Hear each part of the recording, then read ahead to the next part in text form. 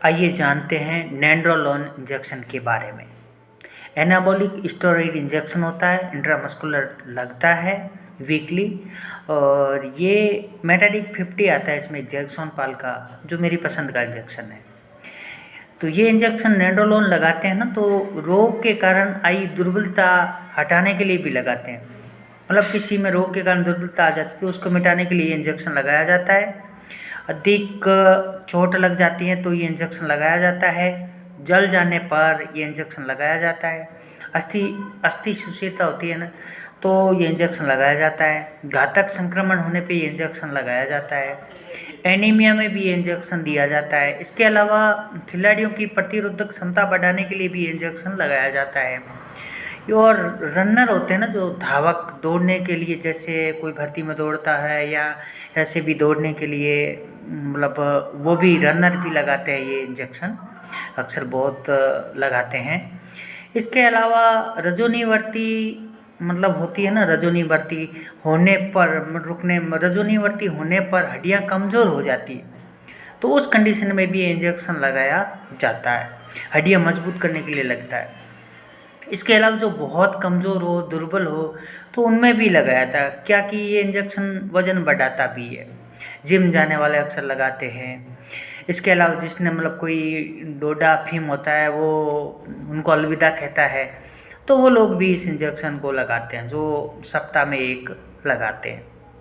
इसके अलावा ये इंजेक्शन क्या करता है कि nitrogen, calcium, sodium, potassium, chloride, phosphate तथा पानी, जल, वाटर, इसके संचय को बढ़ाता है।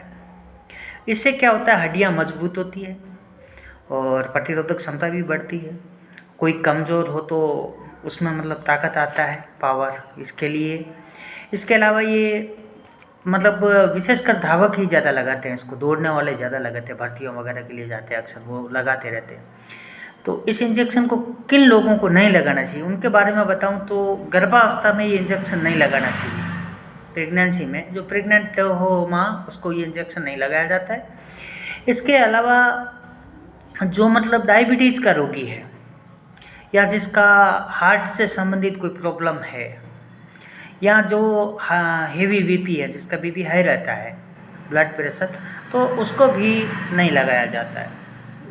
या फिर जो बहुत ज़्यादा मोटा है, मोटापा, तो मोटापे में भी ये नहीं लगाया जाता है। इसके अलावा ये इंजेक्शन होता है ना, तो कम से कम 8 इंजेक्शन लगते हैं। ये 8 इंजेक्शन लगाए जाते हैं और ये डॉक्टर की सलाह के अनुसार ही लगाना चाहिए। ये IM लगता है, इंट्रामस्कुलर लगता है, सप्ताह में 1 इंजेक्शन लगता है। अक्सर 8 इंजेक्शन लगा देते हैं कम से कम, और वैसे 1-2 इंजेक्शन भी लगाते हैं। 1-2 से तो इतना रिजल्ट नहीं मिलता है, फिर भी मिलता है। कम से कम 4-5 इंजेक्शन लगाने के बाद में उसका शानदार रिजल्ट मिलता है। 1 इंजेक्शन भी काफ़ी काम करता है, ये बात नहीं है कि कुछ भी नहीं होता। और इसके अलावा ये इंजेक्शन जो भी लगाए, जैसे धावक वगैरह कोई भी हैं लगाएं, तो इसके साइड इफ़ेक्ट बहुत ज़्यादा होते हैं। इसलिए इंजेक्शन अपने डॉक्टर की देखरेख में लगाना चाहिए। बिना डॉक्टर की देखरेख के इंजेक्शन नहीं लगाना चाहिए। मैंने सिर्फ एक सामान्य जानकारी के लिए ये वीडियो बनाया और ये बात बता रहा हूँ। तो इस बात पे आके इंजेक्शन नहीं लगवाना, आपको अपने डॉक्टर की सलाह के अनुसार लगाना है। इसके साइड इफ़ेक्ट बहुत होते हैं, तो इसलिए हमें अपनी मर्ज़ी से इंजेक्शन कभी नहीं लगाना है। मेडिकल पर जाके कि भी लगा दो, मेटाडे के बारे में हमने सुना है, वो है, ताकत का है, ये है वगैरह, लेकिन साइड इफ़ेक्ट है ना, वो बहुत घातक होते हैं। ये बात ध्यान रखना। घातक साइड इफ़ेक्ट के लिए तैयार हो तो ही लगाना, और क्या क्या घातक साइड इफ़ेक्ट होते हैं वो आपको डॉक्टर ही बताएगा। इसलिए अपने डॉक्टर से मिलना, उसके सलाह अनुसार लेना है, अपनी मर्ज़ी से कभी नहीं लेना है। और अगला वीडियो मैं बनाऊंगा हार्ट अटैक के बारे में। तो हार्ट